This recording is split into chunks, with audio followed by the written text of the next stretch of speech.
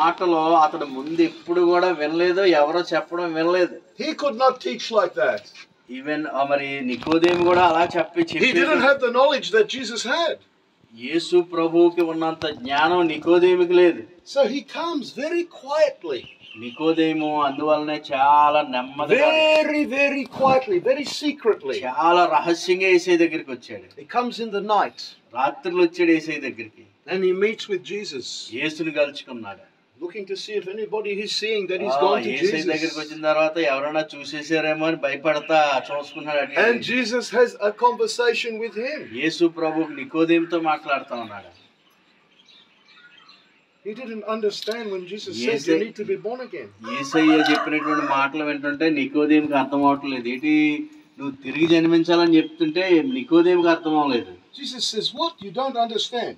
నువ్వు చెప్పే మాటలు నాకు ఏం అర్థం అవట్లేదు యేసయ్య అన్నాడు. You are a religious leader, Nicodemus, and you don't understand. నువ్వు మత నాయకుడు కదా, నీకు అర్థం అవ్వకపోవడం ఏంటి అని యేసయ్య అన్నాడు. Jesus says to him, you are a religious leader among your people. నీ ప్రజల మధ్యలో నువ్వు ఒక మత నాయకుడిగా And you ఉన్నావు. can't understand these things.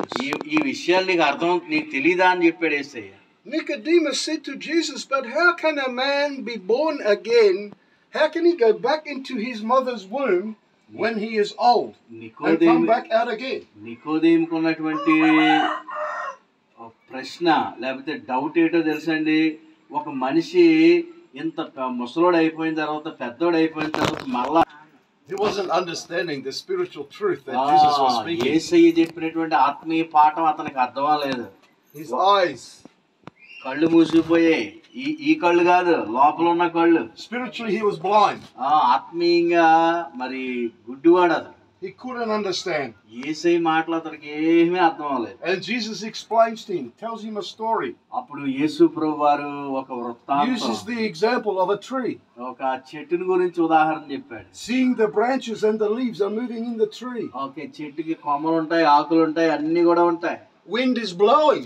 గాలి వేసింది అనుకోండి, Branches are moving. కొమ్మలు కదులుతాయి కదా, గాలి. And Jesus says to him, యేసు ప్రభువారు ఆ మాటే చెప్పాడు. you can't see the wind, గాలిని ఎవరైనా చూడగలరా? but you can see the effect of the wind on the tree. గాలి యొక్క ప్రభావం మనకి ఎప్పుడు the తెలుస్తుంది? branch. గాలి వేస్తుందని చెట్ల Branch is కొమ్మలు ఊగినప్పుడు moving. తెలుస్తుంది మనకి. It's like that when a man or woman gets born again. You can see the effect. What is happening? అదే యేసు ప్రభు